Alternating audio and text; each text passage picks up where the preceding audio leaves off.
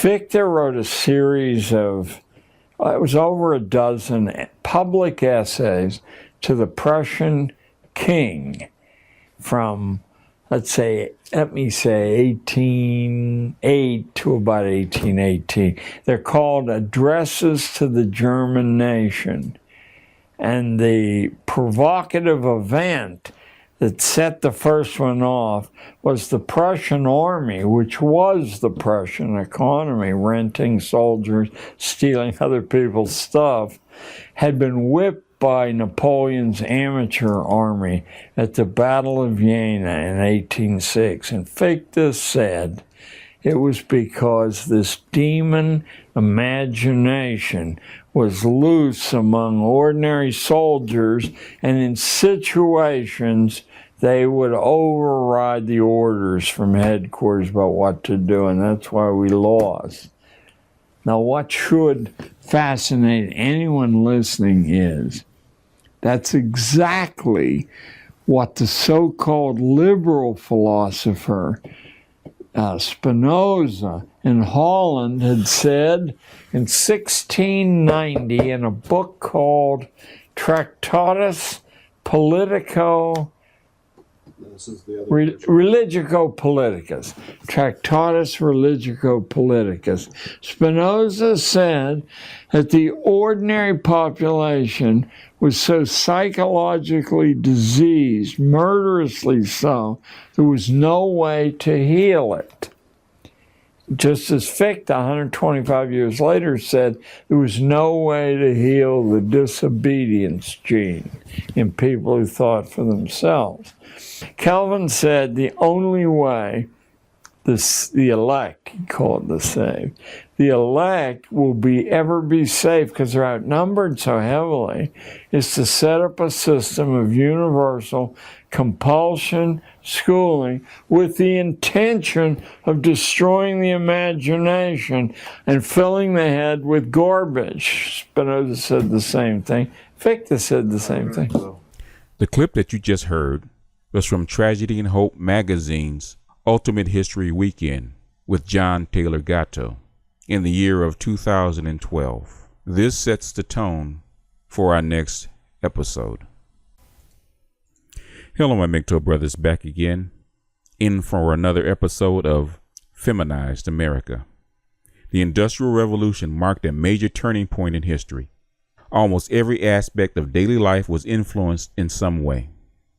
Average income and population began to exhibit unprecedented sustained growth. Some economists, such as Robert E. Lucas, argued that the real impact of the Industrial Revolution was that, for the first time in history, the living standards of the masses of ordinary people had begun to undergo sustained growth.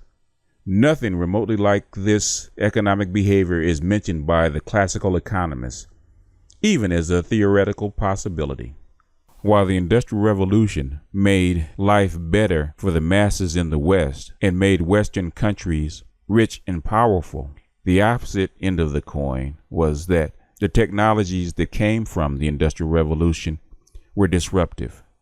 It reshaped the jobs and the working life of people. It brought people from the country into an urban environment. It reshaped our family life, our physical environment, and ultimately our culture. So much so that the governments and leaders that manage the masses have been struggling mightily ever since to keep up with the changes. While it made our rulers rich, it also made the people struggling with this change to be discontent. If you remember from our last episode, we talked about how Franklin Delano Roosevelt used socialist principles to pacify the angry masses when the ravages of industrial capitalism became too much. And you remember the Pax Americana that endured for roughly 30 years until the baby boomers. We're now going to put a spotlight on this transition period, this mere 10 years that took us from the golden age of post-World War II into this modern feminist era we find ourselves in. To understand the 60s, you have to understand the baby boom. And to understand the baby boom, you have to understand the demographic cycle. Now, I go into demographics in detail in my earlier video. So if you want a further understanding of what the demographic cycle is about, then refer back to that work.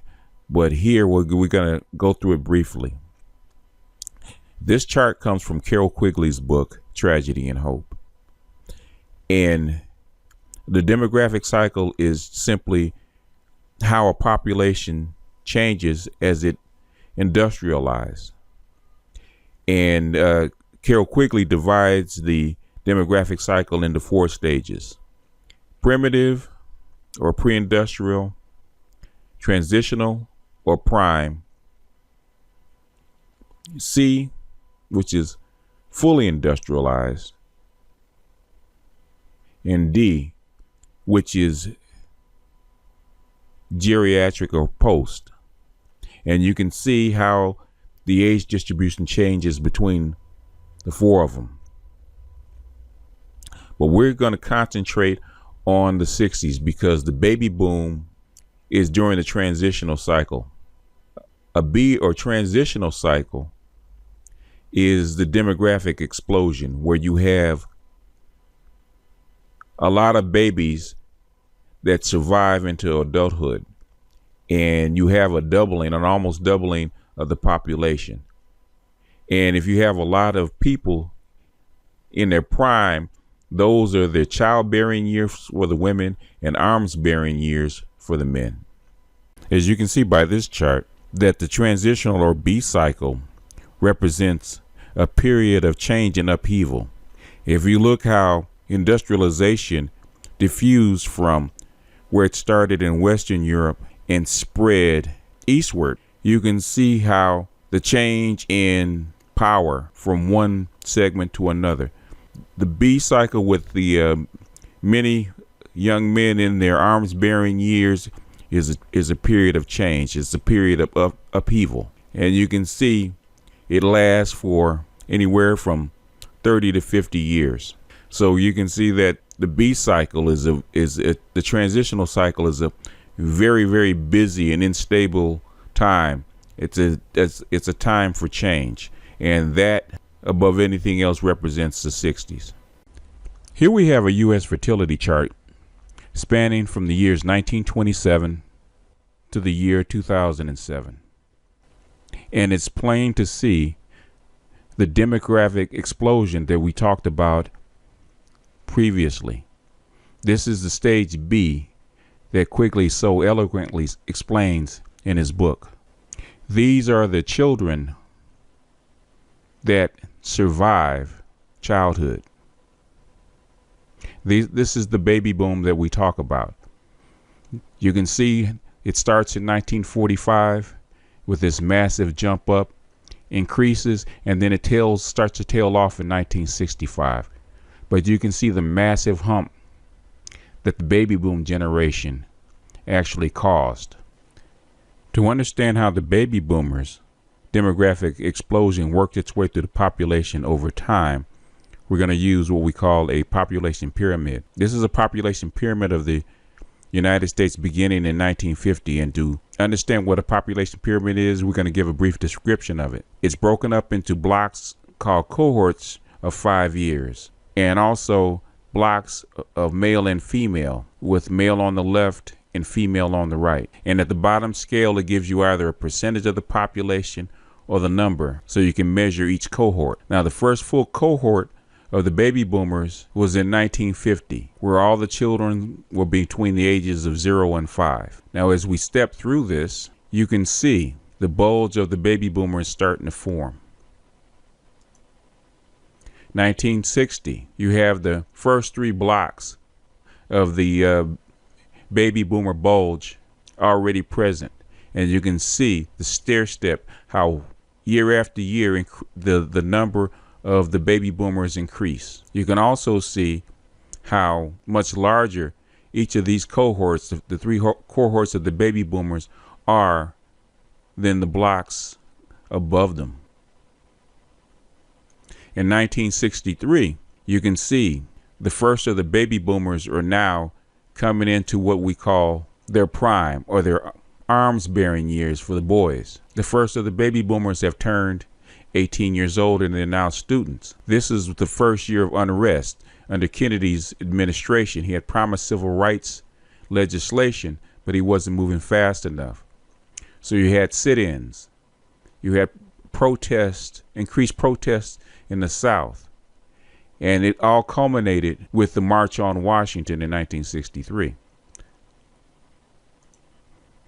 By 1965, even after the civil rights legislation, you still had unrest. You had your first three major riots in 1964, culminating with the largest of the riots in 1965 in Watts in Los Angeles.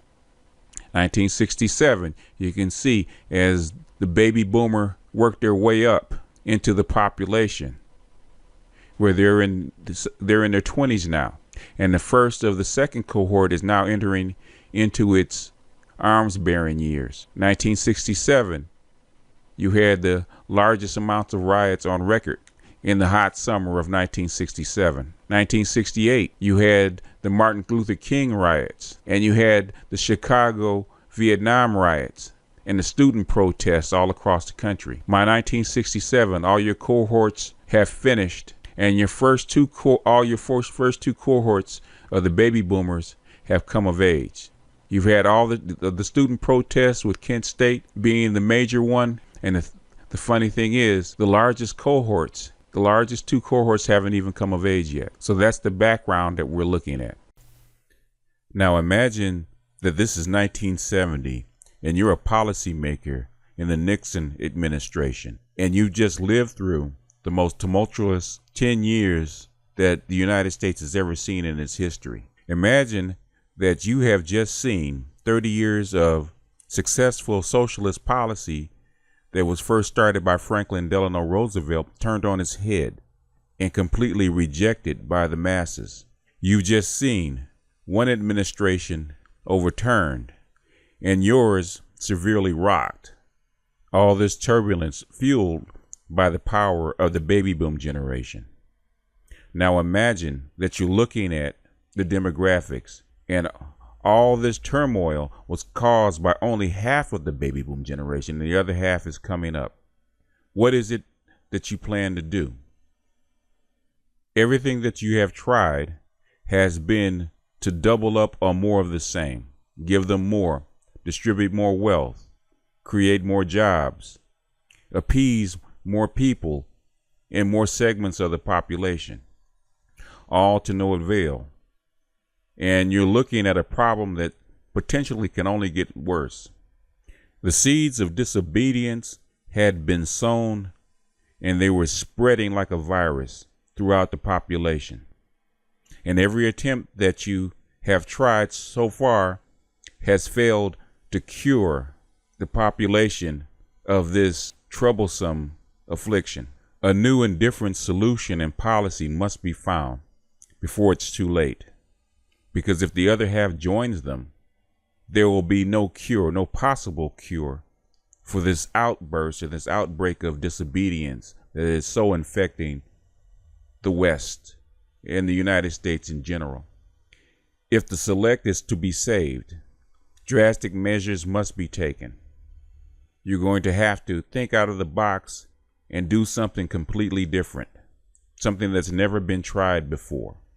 In the next episode, we're going to talk about what I think is the solution that they came up with.